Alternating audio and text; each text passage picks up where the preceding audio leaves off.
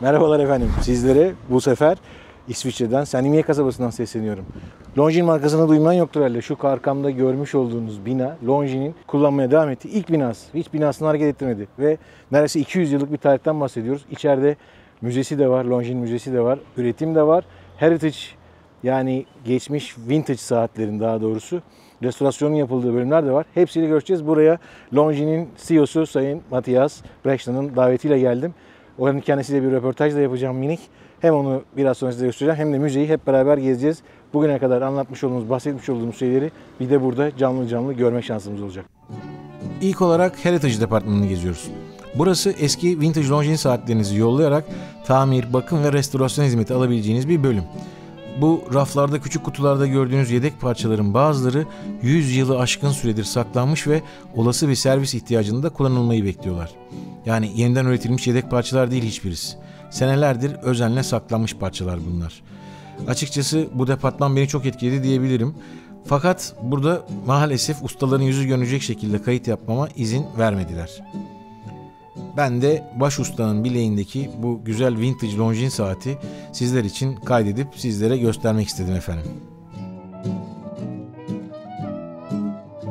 Yine aynı şekilde üretim tarafında ustalardan birisinin bu 60 yıllık bir kol saatiydi. Ona servis yapışını görüyoruz. Yine yüzünü kaydetmeden izin verildiği kadar sizler için görüntü almaya çalıştım. Bu parçalar da mesela bu kadranların hiçbirisi yeniden yapılmış kadranlar değil. Hepsi uzun yıllardır bekletilmiş, bir gün lazım olur diye. Mesela bu en sol başta gördüğümüz kadran 1908 yılında Sultan Abdülhamit için üretilmiş olan Anlattık kanalda bu çift zaman dilimini gösteren cep saatinin kadranından. Yani ellerinde bu parçayı bile bekletmişler bunca yıldır. Ha parça bulamazlarsa şu an gördüğünüz bu makinalarda yine o dönemlere ait makineler, parça üretim makineleri bunlar da saklanmış. Bunları kullanarak da eksik olan parçaları yine aynı yöntemlerle üretmeye çalışıyorlar efendim. Buradan sonra üretimi gezecektik fakat üretim departmanı içerisinde kesinlikle görüntü almaya izin vermediler hiçbir şekilde. O yüzden bu görmüş olduğunuz beyaz önlükleri giyerek üretime geçtik, üretimi gezdik. Üretim görmüş daha önce bir insan olarak söyleyebilirim ki üretim gayet derli toplu, herhangi bir sıkıntı yok. İsviçre'ye geldik Longines davetlisi olarak. Longines merkezinde, genel merkezinde Longines markasının genel müdürü, CEO'su sevgili Matthias Breschan'la bir röportaj gerçekleştireceğiz. Hello Mr. Breschan, and first of all, I would like to thank you for inviting me here in Switzerland in your place to see this magnificent history and heritage of Longines brand here. Well, first of all, thank you very much for having taken all the way here to Saint-Imier, because we are here, yes, in Switzerland, but in Switzerland, really in the Jura Mountains, where the heart of the watchmaking is. So it is a bit far away and quite complicated from Turkey to get here. So many thanks for your efforts to having taken the time to come to see us here. First of all, I know Longines has a huge heritage, huge history in the watch market dating back to 1832. What is the way of Longines in the market to stay relevant in the current watch market, to combine, to balance innovation with this tradition? Mm-hmm.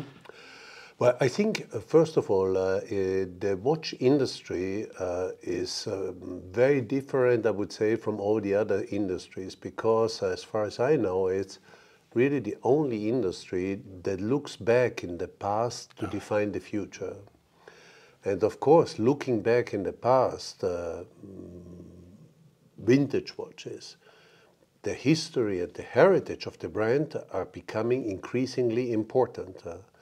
And we saw this 7-8 years ago, the increasingly watch fanatics, enthusiasts, collectors, but recently also young people get very interested in watches, and in particular mechanical watches. And I think the reason for this is because young people discover watches, mechanical watches, as truly sustainable consumer goods. Yes, exactly. Because nobody buys today a mechanical watch to throw it away 6 months later. Yeah, exactly. You, you don't need to upgrade, update every 1 Exactly, year. you don't need to update it every 6 or 12 months. You buy this watch for your lifetime. Mm-hmm. You buy this, you don't need you buy this for the next generation, and there's a good chance that the value of the watch is even increasing. Yeah. So I think that the interest of young people, first of all, because it's sustainable, and I would say also, secondly, you know, the COVID period for them was very destabilizing. There are also some geopolitical conflicts that we have today, very destabilizing for young people. So I think to have strong anchors in the history gives them stability. And I think these 2 points explain this huge interest and success in vintage watches. And of course, for Longines, we have the beauty that we have one of the richest, if not maybe after Breguet, the best history and heritage of all watch brands around the world. Exactly. And then, of course, it gives us, I would say, a credibility and the possibility to develop new timepieces that have a very strong link to the history, because we invented so many things like the flyback movement, like the GMT movement, like the turning bezel, etc., that we really have a lot of things to say. It's not only the designs. For the brand, Longines is most known brands in the history, Swiss history, that have founded so many new complications that had some impact on the watch manufacturing of Switzerland, like the chronograph, like the flyback chronograph, yes, as you said, like the GMT, of course. What is the brand's strategy to make people more aware about these things? Because I believe very few people are, of course, the heavy watch enthusiasts know these.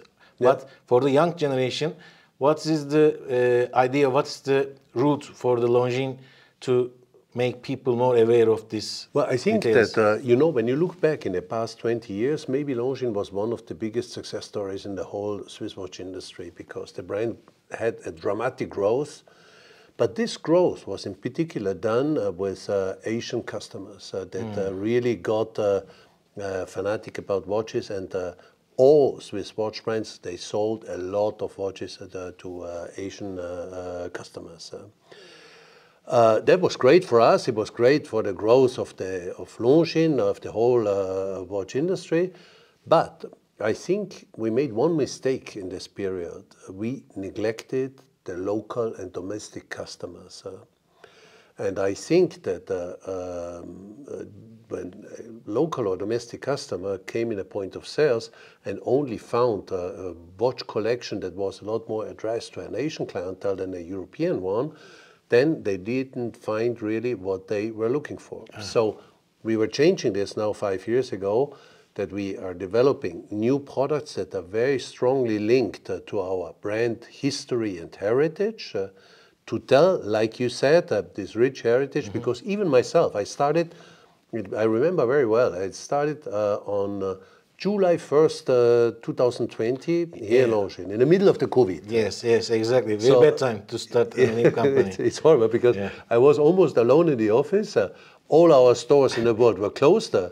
So one of the first things I did is I went to the museum, and I discovered myself things, even I was working already more than 20 years in the watch industry, that I didn't know. I didn't know that Longines invented the GMT movement, that Longines invented the flyback movement, that Longines invented the turning bezel, that Longines was the leading brand in high-frequency technology. High-frequency technology was really revolutionizing the precision of the timekeeping of sport events.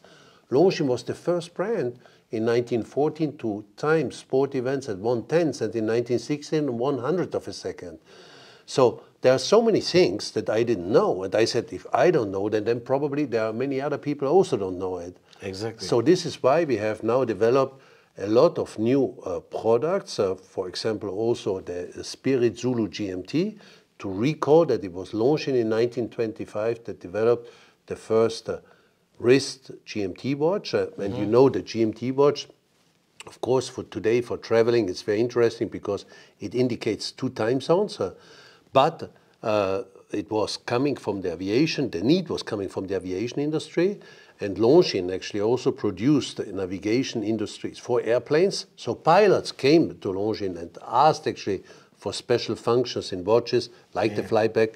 But the GMT also became increasingly important for both the instruments and the watches, because with all the upcoming and increasing traffic of airplanes, there was a risk for accidents. So it was clear that they needed to define a unique time zone that when pilots or control towers communicate to each other, that they speak about the same time. And this was defined as the 0 meridian in Greenwich, and 0 in the alphabet of the pilots means Zulu. This is why we call it the Longines Spirit Zulu. Exactly. Since you said start your words about the Asian market, this is the first time I'm interviewing with a global watch brands CEO. So you have the data. That's why I want to ask you something about these global markets. You are currently active in Asia, Europe, America States, and beyond. So what are the consumers' expectations? I'm guessing since you see the data, say, for example, in some places, large case watches may be popular. In some places, I'm sure automatic watches are more valuable, maybe. Yes. And do you take any steps to form the company's manufacturing way for these kind of chains? Yes. Well, I think that the regional changes become less and less local. But there are still some big differences because, for example, clearly this interest for vintage watches had a big influence of the size of the watches that people like. Remember, in Italy 20 years ago, all the men wanted big watches. Now with this trend for vintage watches, they want small watches. Currently, the best sizes for men in Italy are 38, 39 millimeter for men watches. It used to be 44, even 42 or 44. Yeah. But now we have, for example, also the exactly opposite trend in countries like Asia, where in China they like big watches. Big watches. And if we take two families in Longines, or one family in Longines that is actually equally popular in China and Italy, for example, the Hydro Conquest. The Hydro Conquest, we have it in 41 and 43. Yes. In Italy, we sell 50% more 41 and 43. In China, it's exactly the opposite. We sell 50% more 43 than 41.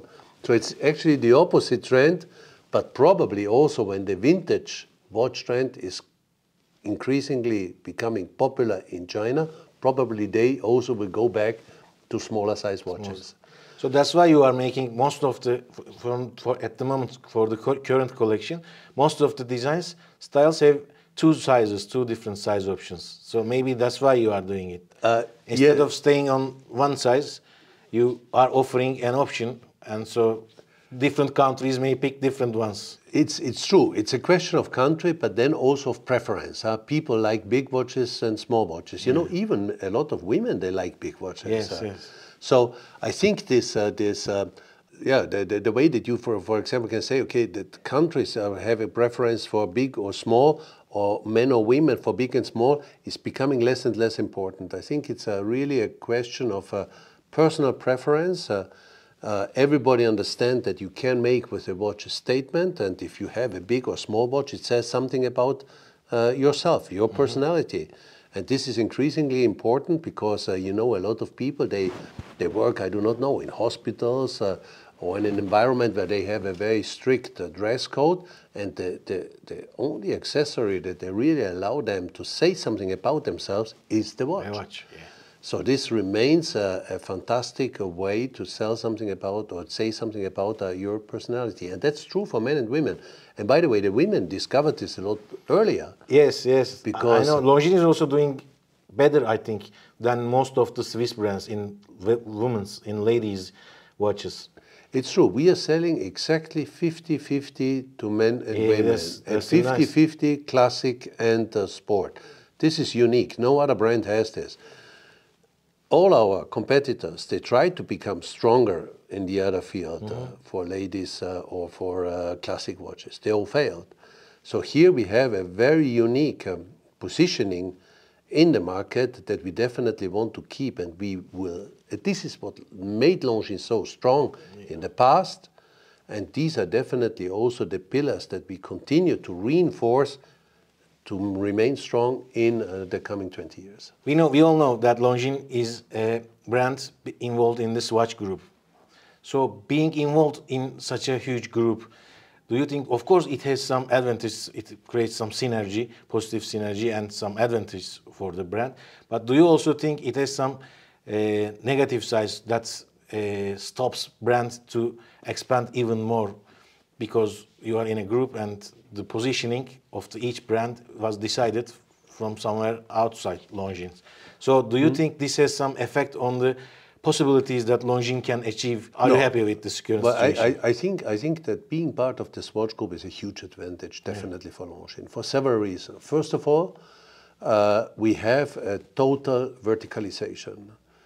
That means that all components of a Longines watch, if it is the hands, if it's the indexes, if it's the case, if it's the movement, it's all produced by Swatch group companies in Switzerland.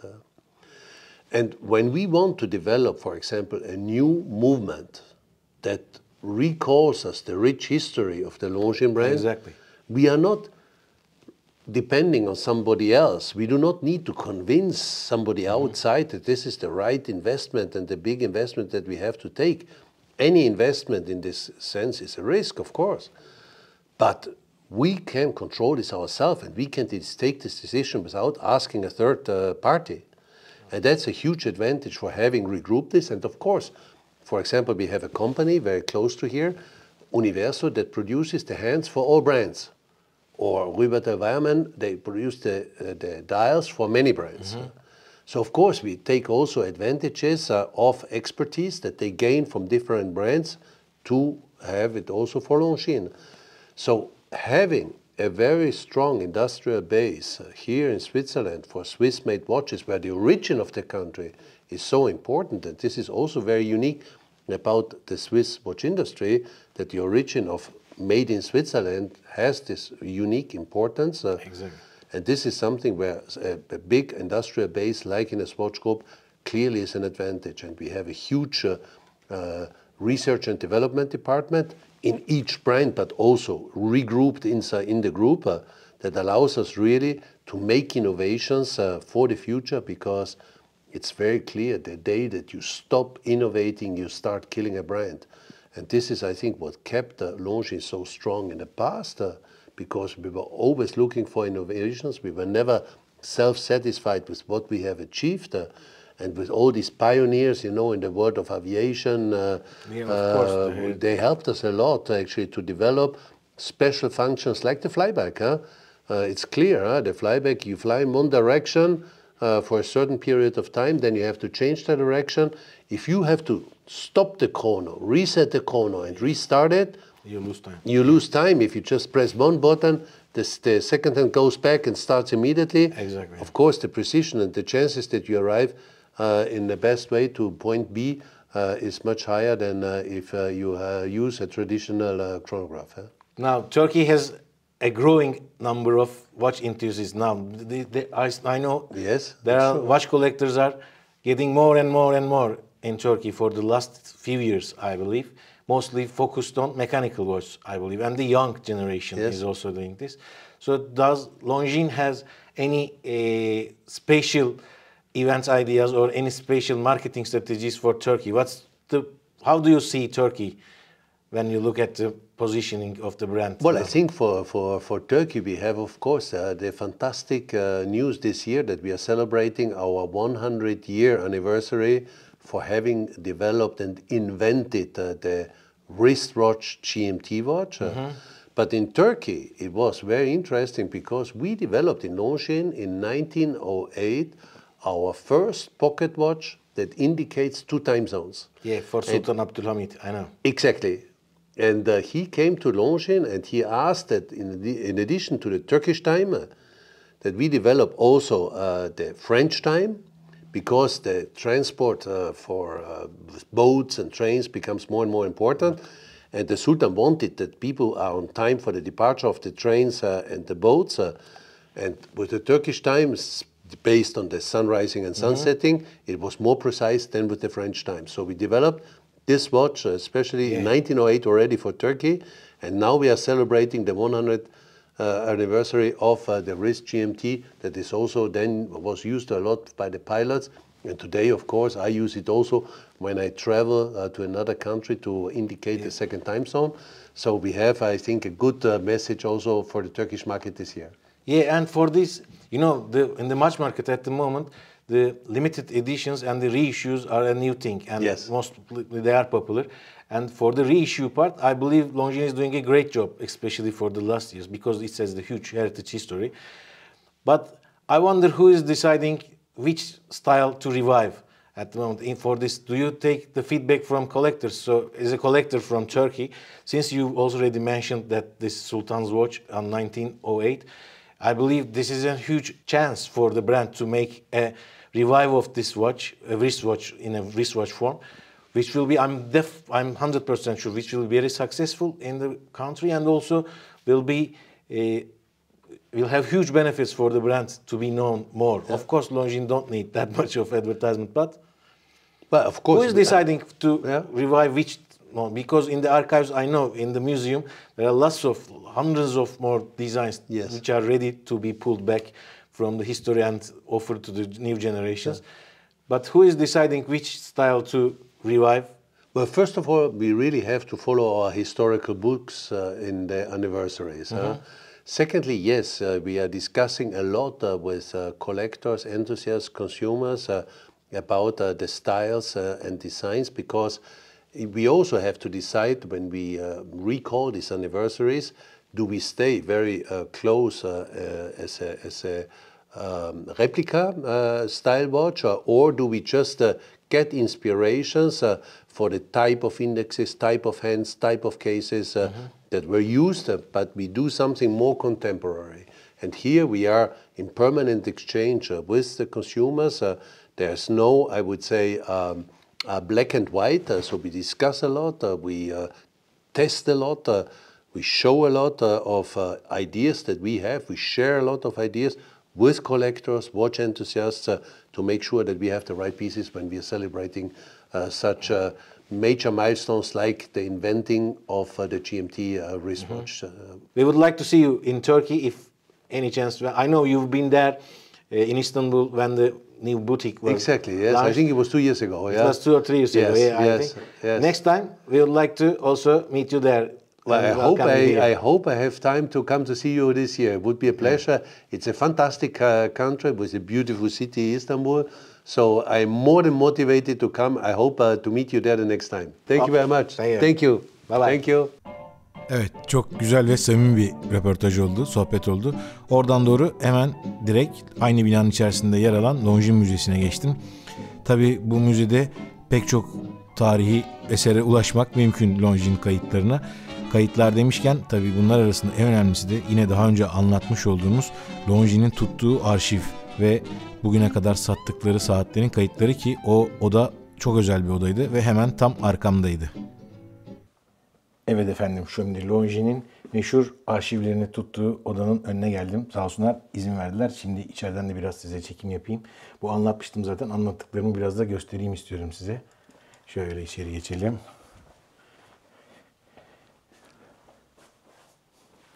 Şuradan en üstten başlıyor. Şu gördüğünüz beyaz 1867'deki kayıt. İlk kayıtların tutulmaya başladığı. Longines kime satmış saati, fabrikadan çıkmış seri numarasıyla beraber.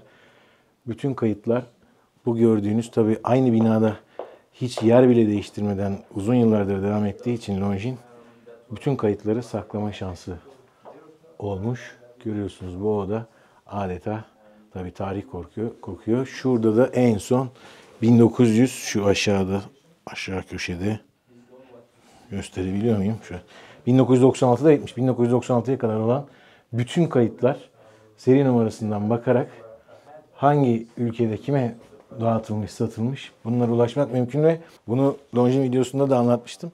Herkes, elinizde yer geçmişten kalma bir Longines saatiniz varsa, babadan dededen kalmıştır ya da yine almışsınızdır ama vintage, Longines'e web sitesinden, uluslararası web sitesinden bir e-mail yollayarak saatinizin detaylı bilgilerini iletiyorsunuz. Seri numarasıyla beraber, mekanizma üzerinde yazan seri numarasıyla beraber. Burada arşivlerden araştırıp size dönüyorlar ve herkese dönüyorlar yani. Bu tabii çok ciddi bir iş gücü gerektiriyor. Dünyanın dört bir yanından Şu an burada 15 milyon saatin kayıtı var. Yani 1867'den 1996'ya kadar 15 milyon saat satmış. Şu an 56 milyon küsür geçmiş durumda herhalde saatler. 96'dan sonra iyice ivme kazanmış ama 96'ya kadar satılmış olan 15 milyon saatin kaydı burada. Bu odada şu anda. Tabii bunları buradan böyle çıkartıp kitaplardan bulup her gelen mesaja cevap vermek zor olacağı için efendim ne yapmışlar? Bu gördüğünüz kitapların tamamını dijital ortamda taramışlar şu an. Dijital bir veri tabanı oluşturmuşlar 96'ya kadar. Sonrasının devamında bilgisayar ortamında tutmuşlar. Yani 96 değil 98 de olsa yine kaydı var. Ama bu odada değil. Bilgisayar ortamında. Bu odadakileri de bilgisayar ortamına taşımışlar. Şöyle bir tane de örnek kitabı göstereyim. Artık bunlar tabii cam fanus içinde saklılar. Bunların artık yani antika tarih resmen değeri de var. Öyle herkes dokunmasın, ellemesin diye. Ellemesin de zaten. Bu odaya böyle bu şekilde girip çekim yapmak bile güzel bir duygu. Anlatmıştık. Bu işi yapan yani dünyada ilk ve hala bu kadar detaylı bir arşive sahip başka da bir marka ben bilmiyorum. Yok. Evet efendim şimdi gezmeye devam ediyoruz. Yine daha önce anlattığımız yerleri bizzat Longines Müzesi'nde görme şansımız oluyor. Görüyorsunuz Agassi ilk Longines'i kurduğunda Uzunçayırlar anlamına gelen, videoda da anlatmıştık hatırlayacaksınız Longines bölgesinde. Bu bölgenin adı Longines olduğu için buraya Uzunçayırlardan dolayı için dağların arasında Senimiye'de markanın adını da Longines olarak değiştiriyorlar ama Agassi rahatsızlandığında kuzenini ortak etmek istiyor. Kuzeni de Ernest Francillon, bu beyefendi çok daha vizyoner bir beyefendi. Bu beyefendi manufaktura geçmek gerektiğine inandığı için otomatizasyona ve toplu üretime, seri üretime olabildiğince geçilmesi gerektiğine, en azından üretimde makinelerin kullanılması gerektiğine karar veriyor ve bununla alakalı araştırmalar yapıyoruz. 1867'de bu söylediğimiz Longines dediğimiz Saint-Denis'deki bölgede bu binayı üreterek ilk manufaktura başlıyorlar ve şu an bu binadayız. Yani aynı binayı hala devam ediyorlar kullanmaya. Hiçbir şekilde arada geçen krizler, dünya savaşları, onlar bunlar Longines yerini kaybetmedi, değiştirmedi. O yüzden de bu inanılmaz geçmişe, tarihe hala sahip çıkma şansları var. 1878'de yeni binalar ekliyorlar. Daha sonra mekanizmalarla ilgili bu sefer çalışmalar başlıyor ve öncelik çok daha dakik ve yüksek bitrate'de çalışacak mekanizmalar ve kronograflar üzerine çalışıyorlar. Bunun da bir getirisi olarak spor müsabakalarında, özellikle hızla alakalı spor müsabakalarında araba yarışı gibi, bisiklet yarışı gibi, işte motosiklet yarışı gibi ya da at yarışlarında çok daha dakik, çok daha hassas zaman tutma gereken konularda Longines tamamen öne çıkıyor. Tüm dünyadaki rakiplerini geride bırakıp. Evet, burada bir araya girip size müzede yer alan şu maketi anlatmak istiyorum. Belki de dünyanın ilk foto finish sistemi diyebiliriz en ilkel anlamıyla. Bu tabii dijital ortamdan öncesinden mekanik saat çağından bahsediyoruz. Yarışa başlıyor. Yarışçılar şu ipi koparttıkları zaman, geçtikleri zaman ip otomatik olarak gördüğünüz gibi bir makara sistemiyle buradaki mekanik bir stopwatch'a bağlı ve stopwatch'ın düğmesine basmış oluyoruz. Böylece kronografımız çalışmaya başlıyor, zaman tutmaya başlıyor. Hassas ve dakik olarak. Yarışı tamamladığı zaman da yarışçı yine öbür karşı tarafta da benzer bir sistem var. Tekrar ipi kopartıyor ve ip tekrar koptuğu zaman bu mekanik sistem bir kere daha basılmış oluyor ve duruyor. Longines 36.000 vuruşlu, bugün hala tekrar üretimi devam eden ultrakrom mekanizmasını geliştiriyor önce. Sonra çok daha yüksek vuruşlu mekanizmalarla birlikte ilk defa ilerleyen bu almış oldukları know-how'un bir sonucu olarak kuars krizi döneminde ultrakromun geldiği son nokta kuars saatlerle eşit dakikliği yakalamış olmasıydı. Yani bunu da hakikaten başaran, yanlış bilmiyorsam o dönemde başarabilen tek İsviçre markasıydı yine. Aynı fabrikada üretimler devam ediyor. Ama müzedeki kayıtlarda başlamış oluyor zaten. Bütün sattıkları saatleri görüyorsunuz burada. Bakın yine aynı bina. Şu an bu binadayız zaten. Yine burada. Üretim. Ta ki kuars krizi sonrası başlayan büyük çöküşe kadar tüm İsviçre saatçiliğinde. Ondan sonra da o dönemi atlatma konusunda da bu beyefendi yine anlattık. Mr. Hayek topa giriyor. Longines'i bu şekilde kurtarmış oluyor efendim. Neyse efendim tamam, şimdi birazcık fazla dikkat çekmeyelim. Devam edelim. Yine biraz sonra göstermeye çalışacağım detayları. Şimdi efendim geldik. Nereye geldik? Bu sefer ilklerin bölümü. Yine müzeyi gezmeye devam ediyoruz, Longines Müzesi'ne. Gez bitmiyor zaten. Hikayeler çok olunca bir markanın geçmişinde. Ama bu damga vuran saatler listesinin listenin en başına geldiğimizde yine kanalda anlatmış olduğumuz Sultan Abdülhamid'in isteğiyle üretilmiş olan 2 zaman dilimini birden aynı anda gösterebilen dünyanın bir bakıma ilk GMT saati ya da GMT saatlerin atası 1908 yılında şöyle göstermeye çalışayım size. Arkada da bunun patentini de alıp daha sonra zaten hemen birkaç sene sonra Zulu Time'ı üretiyor Longines. Onu da geliştiriyor. Son versiyonunda kanalda anlattık biliyorsunuz. Hikayenin daha detayları orada ama bu saat hala burada. Tabii bu saatten bir tane üretip sadece sultana vermemişler. Yani o zaman Osmanlı için, tabii herkes için, halk için değil belki ama saray sakinleri için üretilmiş. Burada da bir örneği hala saklanmış duruyor. Zaten Heritage bölümünün departmanında bir de tamir ve servis bölümü var. Orayı gezerken yedek parçalar arasında, onu da ekrana koyarım, yedek kadran bile gördüm. Yani kullanılmamış, sıfır, o kadrandan çift zaman dilimi gösterecek olan. Yani saatten bulsak mekanizma bir tane kadran bulunabilir belki yani demek ki. Efendim şaka bir yana, tabii diğer modelleri de burada şimdi yine ekrana koyuyorumdur. Tarihe geçmiş olan havacılıkla alakalı çok fazla burada saat var. Havacılıkla alakalı kısımları da yine Zulu Time videosunda bahsetmiştik. Spirit olayından anlatmıştık. Longines'in burada elimizden geldiği kadar müzede değişik yerlerini gezmeye, sizlere de göstermeye çalışıyorum. Öyle gevezelik, laf kalabalığı yapıyorum. Şurada yine bizle alakalı bir saat de var. Beklemiyordum bunu açıkçası görmeyi. Tabii bir özel istekle üretilmiş saatleri derlemişler burada. 1926 yılında bizim devletimiz, Türkiye Cumhuriyeti Devleti'nin isteği üzerine demiryolları için de saat üretilmiş. Longines'in TCD'de saatleri vardı ama bu Shark saat yazanlardan ki o örnekleri de var Türkiye'de. Meraklı arkadaşlar cep saatlerini biliyorlardır. Bu müzede onlardan da bir tane olduğunu ama anlatmak istedim sizlere, göstermiş olayım.